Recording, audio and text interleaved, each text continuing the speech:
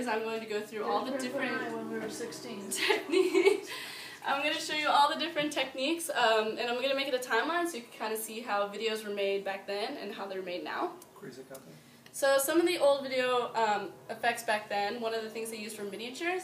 This was used to get a big city landscape or to get a big view of something. Is this King Kong? This is actually from the movie Metropolis, and this shows a huge city. It's a distant utopia, so it doesn't exist. So they had to create these miniatures, which are actually, compared to the people, pretty small. But when the camera's put at a certain perspective, it looks like a big city, when really it's just actual small-scale buildings. That was in the 20s what they thought the future would look like.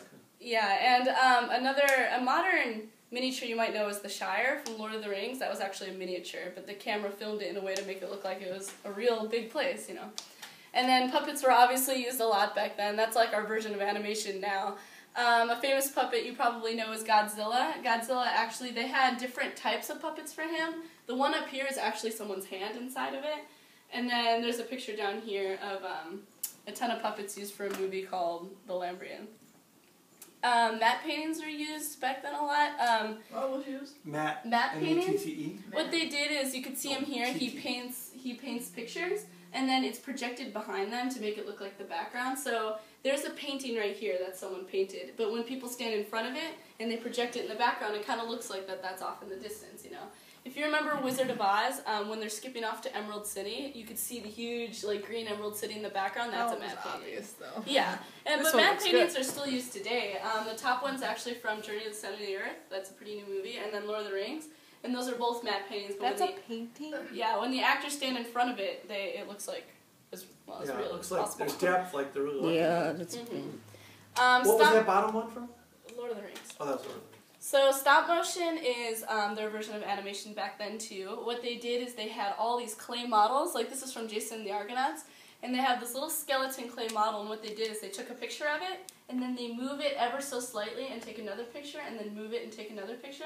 So when they put all those pictures together in a row, it looks like they're doing movements. Yeah. That's Ray Henninghausen, and he just died. But if they're little, He was like 90 how do years they old, put he him just in passed away. That's when they use green screen. I think he got an Academy. I think he got an Academy Award for this. This isn't really working right now. Jason But the Argonauts. This movie came out in 1963. So all the skeletons moving, those are actually just a ton of pictures put together in a row. So many frames, you know what I mean? He had to move so many every second. They used like millions of pictures for a movie. Oh, it took months and months. Can we watch it?